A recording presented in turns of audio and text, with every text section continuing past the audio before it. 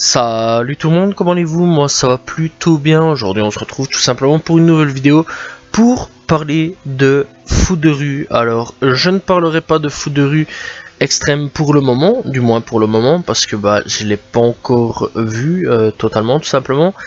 Et je ne parlerai pas de cette saison 4 qui est enfin sortie, donc la suite de foot de rue, je vais dire, la vraie suite. Enfin, malgré que foot de rue extrême sûrement, est une vraie suite, mais j'en parlerai tout simplement plus tard. Parce que oui, il y a une saison 4 tout simplement qui est réellement la vraie suite de foot de rue, saison 3 tout simplement. Donc voilà, donc moi je parlerai des 3 premières saisons, donc de la saison 1, 2 et 3 bien évidemment. Donc voilà, je tiens à prévenir bien avant que on commence tout simplement la vidéo. Donc c'est parti. Bref, donc foot de rue, c'est quoi? Eh bien tout simplement c'est une série d'animation franco-italienne en 104 épisodes de 21 à 24 minutes créée par Marco Beretta et Sergio Rosanzuic, j'espère que je le dis bien tout simplement, et diffusée entre le 31 décembre 2005 et le 10 juillet 2010 sur France 3 dans les émissions tout simplement France Truc, Touam et Ludo. En Italie, elle est diffusée dès le 24 novembre 2005 sur Rai 2.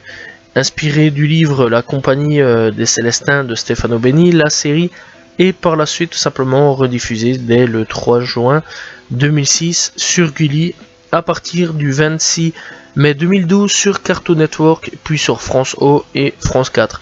Bref, t'as bien compris, en fait ça sur toutes les chaînes tout simplement de France. Bref, donc après tout ça, tout simplement après les 3 saisons, il y a une sorte de reboot en animation 3D intitulé Foot de rue extrême, mais bien sûr j'en parlerai tout simplement pas maintenant. Bref, donc qu'est-ce que ça parle tout simplement? Donc première saison, et bien t'as Gabriel et Héloïse, Tech et No, donc surnommés les Techno, donc en fait c'est Tarek et Nordine tout simplement, composent l'équipe des Bleus de Port-Marie, donc voilà, et on n'entendra pas souvent le Port-Marie, on entendra souvent les Bleus, donc voilà.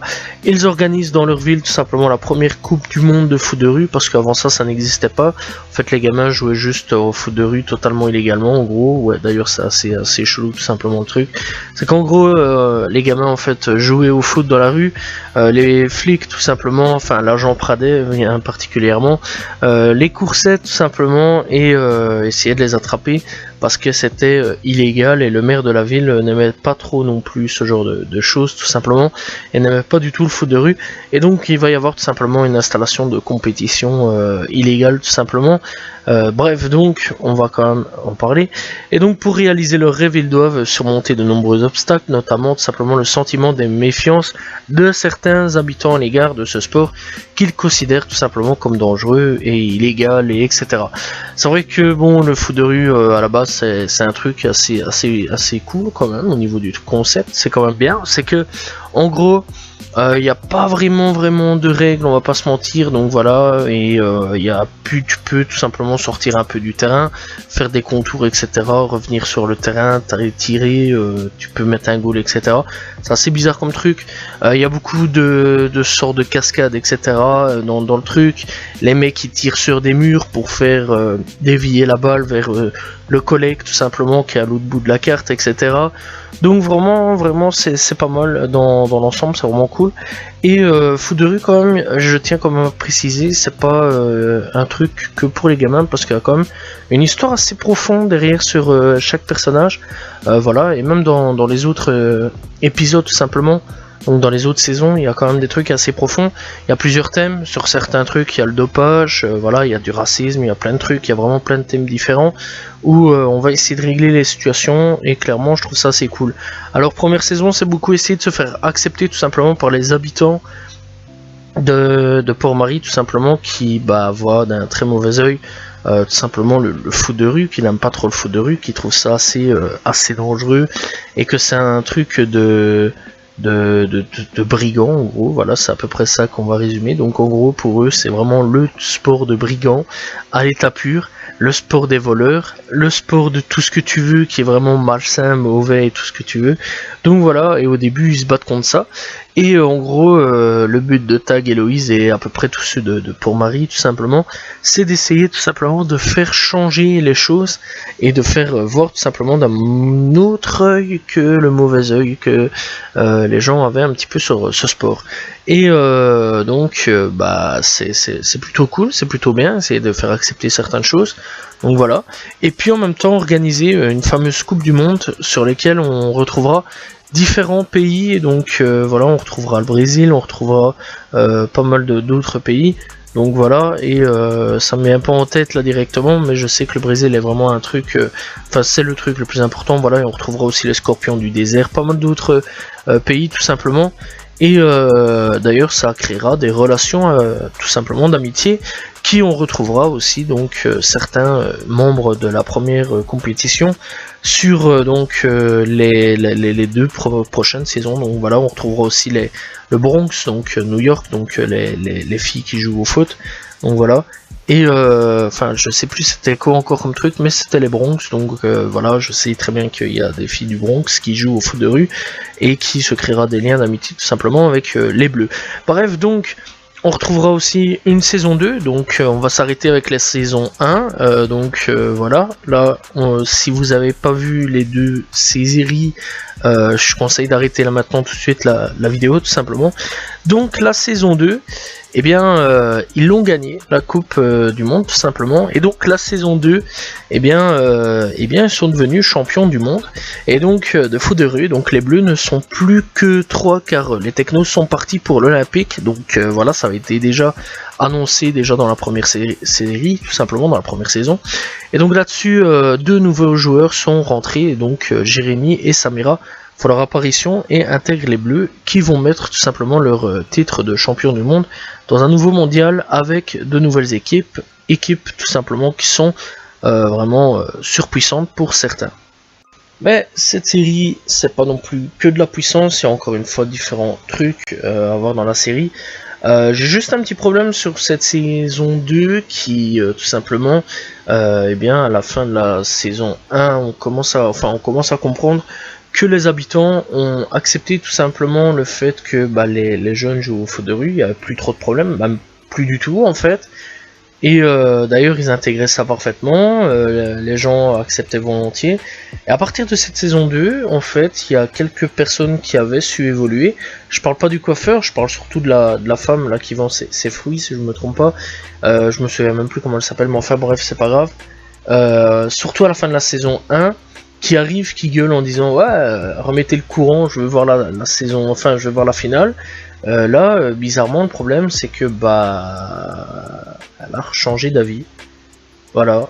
Et j'ai pas compris le pourquoi du comment. Et surtout que dans cette saison 2, il y a aussi des personnages qui disparaissent beaucoup. Voilà, des personnages qui étaient hyper importants, qui ne sont plus là. Genre, même la saison 3, hein, genre la grand-mère de Héloïse, elle est passée où? Je sais pas.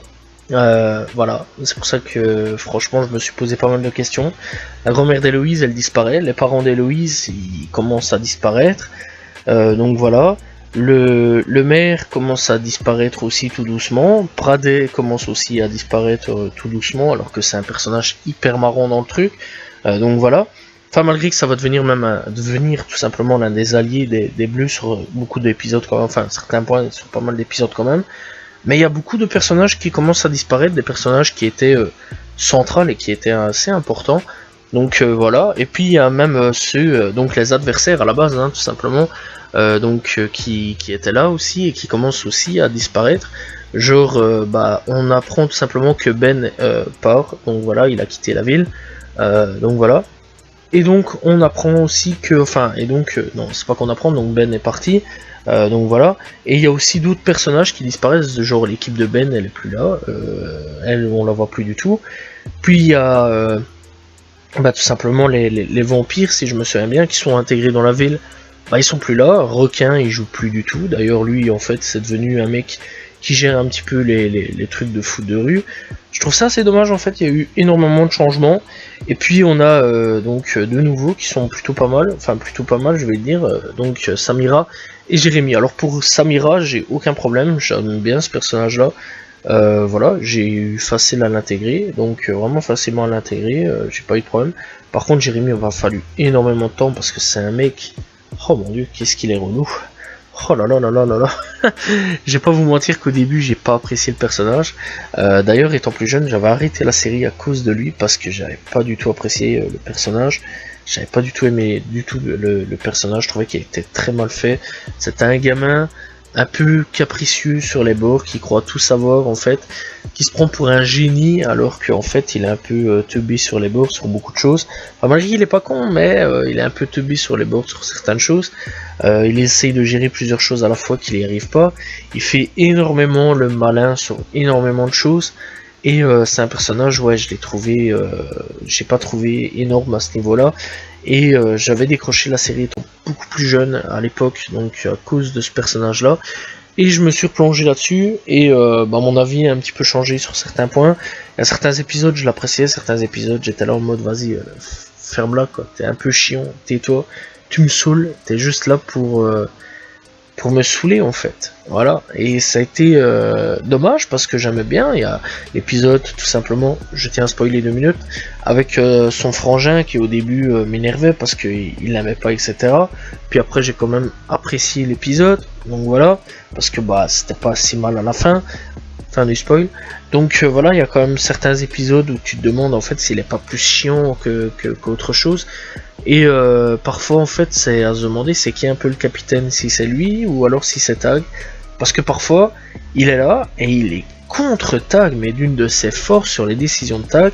Et à la limite en fait il arrive même à retourner les cerveaux des autres pour être contre Tag tout simplement. Et c'est assez énervant sur certains points. Donc voilà, ou voir des fois en fait il est un peu tellement saoulant que tout le monde en a un petit peu marre de lui. Et donc clairement des fois il fait un peu la tronche pendant tout l'épisode. Donc voilà.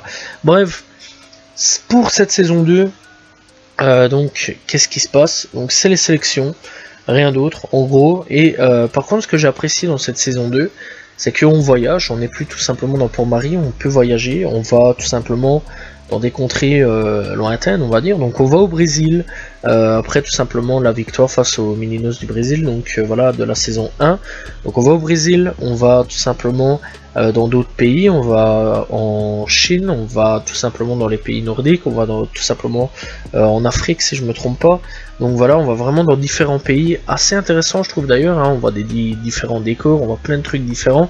Et donc ça, j'ai trouvé ça plutôt cool, j'ai bien aimé, j'ai bien apprécié. Donc voilà, et c'est juste la sélection tout simplement pour pouvoir participer au mondial du foot de rue. Et voilà, et clairement bien sûr, bah oui, s'il y a une saison 3, ils sont sélectionnés. Et puis on va taper à cette saison 3. Donc la saison 3, donc c'est la phase finale tout simplement du deuxième mondial. Et donc et bien tout simplement et bien ce sera donc et bien la finale de cette saison 3, donc la deuxième finale tout simplement du foot de rue. Et clairement c'est plutôt cool. Donc voilà, mais il y a quand même aussi des obstacles, donc voilà, surtout avec une fille en l'occurrence, qui est là pendant les 2 saisons, où c'était une pote à la base de Héloïse, qui est devenue son ennemie, donc voilà, et il y a certains des mystères où on commence à comprendre certaines choses, des mystères qui nous avaient tout simplement été teasés depuis la première saison. Oui, parce qu'il y a des mystères tout simplement dans le truc, dans la série, donc voilà, et qui vont tout simplement être dévoilés au compte-gouttes au fur et à mesure tout simplement des saisons. Bref, alors cette saison 3, personnellement je l'ai bien appréciée, elle est plutôt bonne, donc voilà, il y a différents trucs. Et bah voilà quoi, dans l'ensemble c'était quand même une plutôt bonne saison, donc voilà. Et puis on commence à découvrir certaines choses, donc voilà, au niveau du futur. Et clairement, bah je vais m'arrêter là parce que je vais pas trop spoil non plus. Alors au niveau de l'animation, moi personnellement je l'apprécie toujours, malgré qu'aujourd'hui on peut dire que c'est une animation qui est quand même plutôt vieille, hein, voilà, de 2005 à 2010, malgré que saison 2 et 3 il y a des évolutions, hein, malgré ça je t'ai quand même précisé. Donc voilà, on sent quand même qu'il y a des évolutions sur certains points. C'est quand même tout simplement, enfin c'est quand même, on sent que c'est vu au niveau graphisme, etc., que ça vieillit, mais ça vieillit plutôt bien pour le moment, je dis bien. Donc voilà. Et clairement, Ouais, je conseille quand même à regarder, malgré le truc, enfin malgré que ça commence à se faire un petit peu vieux. Alors au niveau des musiques, je trouve plutôt cool, je les trouve plutôt bonnes, donc voilà.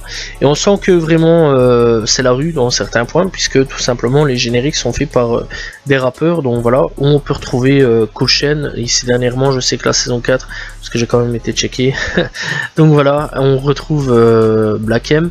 Voilà, malgré que moi j'aurais pas vraiment choisi Black M à ce niveau là parce que bon voilà.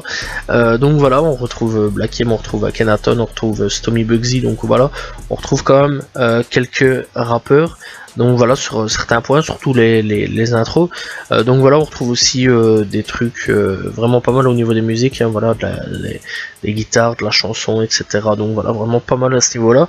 Et donc, bref, donc clairement, c'est vraiment tous des bons rappeurs, des mecs qui ont plus rien à prouver à l'heure actuelle, clairement, qui ont fait leur intro, et je trouvais ça assez cool quand même. Donc voilà. Alors, niveau tout simplement de l'histoire, bah, tout est cohérent, il n'y a pas à se mentir. Toute l'histoire est cohérente. Voilà, il y a des trucs assez tristes, il y a des trucs assez cool, il y a des trucs assez joyeux, il y a des trucs où c'est énervant. En fait, tu passes à peu près pour toutes les émotions sur certains points. Donc voilà, et clairement, c'est plutôt cool à ce niveau-là. Et donc voilà. Bref. Alors, la série, je la conseille fortement de regarder, que ça soit pour les enfants, pour les ados, les adultes, voilà. Il y a quand même plusieurs thèmes assez différents, je trouve quand même que ça peut toucher pas mal de monde. Bien sûr, je pense pas qu'un gars de 40 ou 50 ans va être touché par rapport au foot de rue, donc voilà. Mais clairement, je trouve ça assez cool quand même à ce niveau-là, et je tiens quand même à le souligner, c'est que ça touche pas mal de thèmes différents. Donc oui, ça peut être regardé par plusieurs personnes. Donc voilà. Alors aujourd'hui, clairement, foot de rue, ça existe encore. Hein. Il y a encore une très grosse communauté. Même sur YouTube, il y a encore une énorme communauté. Sur Internet, il y a encore une très grosse communauté. Donc voilà. Et clairement, bah, c'est pas un truc qui est prêt de mourir, je pense. Je pense quand même que c'est un statut aujourd'hui assez, on va dire, légendaire dans les animés, donc voilà, et surtout en plus de ça, c'est quand même un truc venant d'ici, donc d'Europe, ce qui est vraiment cool et pas mal. C'est vrai quand même que j'ai énormément parlé de trucs venant d'Europe dans les animes, enfin dans les trucs cartoon, donc dans cette playlist là. Donc voilà, et c'est vrai quand même que je trouve quand même que Foot de rue est cool. Moi personnellement, c'est un animé qui m'avait touché à l'époque, que j'avais bien kiffé à l'époque. Donc voilà, et clairement tous les petits jeunes de mon quartier à l'époque, donc de ma génération, on avait kiffé là-dessus, on était à fond là-dessus, donc voilà. Et clairement, on voulait un petit peu faire aussi ce genre de truc là. Donc voilà, malheureusement ça s'est pas fait, on n'a pas fait de finale au Cookies, mais clairement je trouve ça assez cool, donc voilà, n'hésitez pas quand même à aller checker, c'est hyper important je pense. Donc voilà, c'est une série qui aujourd'hui a repris tout simplement donc en 2022, donc cette année-ci. Donc le 4 février 2022, c'est toujours en production, donc il devrait y avoir une saison 5, j'espère, donc voilà. Et bah, très prochainement, je parlerai tout simplement de foot de rue extrême, je pense que c'est la prochaine vidéo de cartoon sur laquelle je parlerai, donc voilà. Et clairement, franchement, je conseille vraiment d'aller checker foot de rue, parce que bah, pour l'animation française, on va dire, et italienne aussi, bah, c'est quelque chose d'hyper important quand même, parce que bah, Foot de rue ça a quand même retourné une grosse génération et matrixé pas mal de gens de ma génération. Aujourd'hui ça entraîne aussi pas mal de petits, donc voilà, parce que c'est vrai que bah, encore une fois il y a une énorme communauté sur Foot de rue, et je conseille fortement encore une fois d'aller checker tout simplement Foot de rue. Bref, c'est la fin de cette vidéo, j'espère que vous avez apprécié la vidéo, n'hésitez pas encore une fois à aller checker, n'hésitez pas à aller checker les autres vidéos qui sont disponibles tout simplement sur la chaîne YouTube. On se retrouve demain pour une nouvelle vidéo, très prochainement pour parler d'un nouveau cartoon ou autre. Bref, salut tout le monde, ciao ciao.